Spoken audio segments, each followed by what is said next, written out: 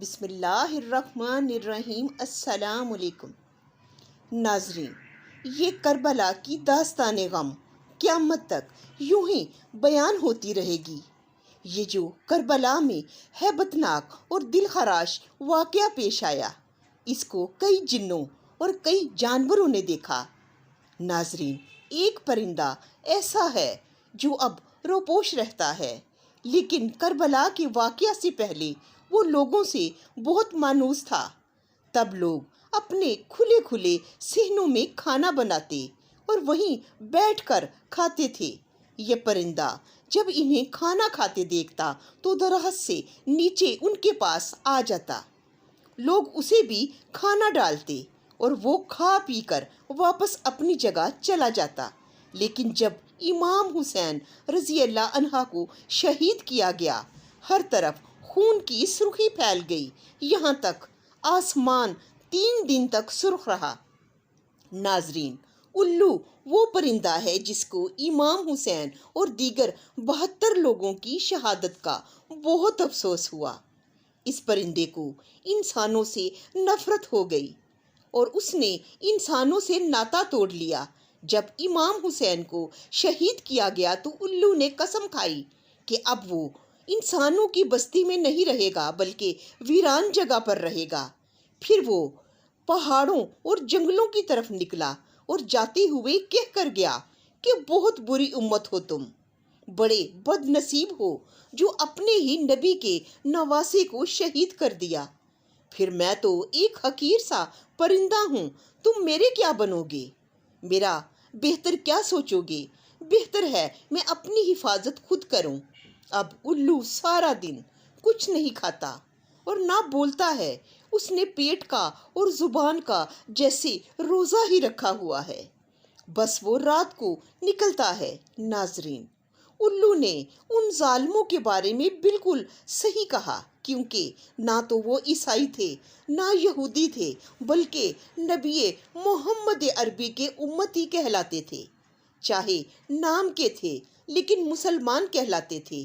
ان کے لیے ہی علامہ اقبال نے لکھا تھا کہ عجب مذاق ہے اسلام کی تقدیر کے ساتھ، عجب مذاق ہے اسلام کی تقدیر کے ساتھ، کاٹا حسین کا سر نعرہ تکبیر کے ساتھ۔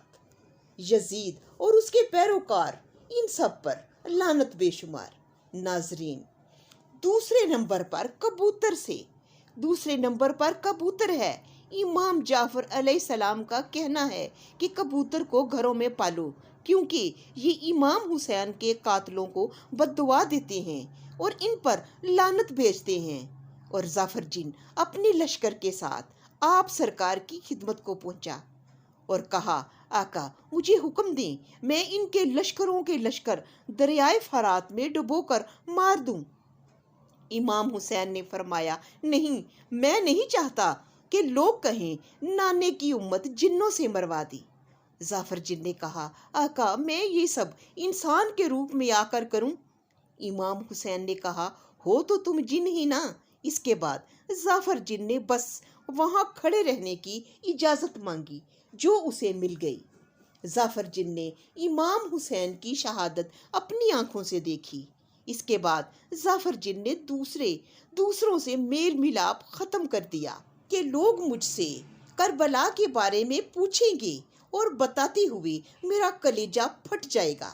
ظفر جن کو جب وہ سین یاد آتا وہ زاروں قطار روتے۔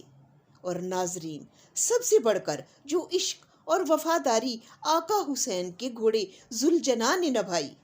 ناظرین، روایات تو بہت ہیں کہ یہ گھوڑا امام حسین کے پاس وہاں سے آیا، کیسے آیا، لیکن بہت سے لوگوں کا یہ بھی نظریہ ہے کہ ذوالجناح کوئی عام گھوڑا نہیں تھا بلکہ کوئی جن تھا جو حکم ربی سے گھوڑے کی شکل میں رسول خدا کی خدمت پر مامور تھا اور 61 ہجری میں اپنے فرض کی تکمیل کے بعد اپنی دنیا میں واپس لوٹ گیا۔ اور اسی طرح بہت سے لوگوں کا نظریہ ہے کہ ذوالجناح دراصل ایک فرشتہ تھا جو اللہ کی طرف سے خاندان رسالت کی خدمت پر مامور تھا، اور اس کا خدمت کے علاوہ ایک مقصد اور بھی تھا کہ اس کو یوم عاشورہ کے واقعات کا گواہ بننا تھا۔ اور ناظرین، ان لوگوں کے نظریات پر اگر غور کریں تو عقل تسلیم کرتی ہے کہ شاید یہ سچ ہو، کیونکہ اتنے تلواروں کے وار، اتنے نیزوں اور اتنے تیر لگنے کے باوجود ذوالجناح شہید نہیں ہوا۔ ایک روایت میں ہے کہ جب امام حسین شہید ہو گئے تو ذوالجناح نے تھوڑی دیر زمین پر سر مارا، چیخ چیخ کر رویا، اور اس کے بعد ذوالجناح صحرا کی طرف نکل گیا اور پھر کسی شخص کو نظر نہیں آیا۔ اور دوسری روایت میں آتا ہے کہ ذوالجناح دریائے فرات میں روپوش ہو گیا۔ ناظرین، امام حسین حق و صداقت پر قربان ہو گئے۔ آپ کو انہوں نے شہید کیا جو اہل بیت کی محبت کا دم بھرتے تھے، جو آپ کے قریبی عزیز تھے۔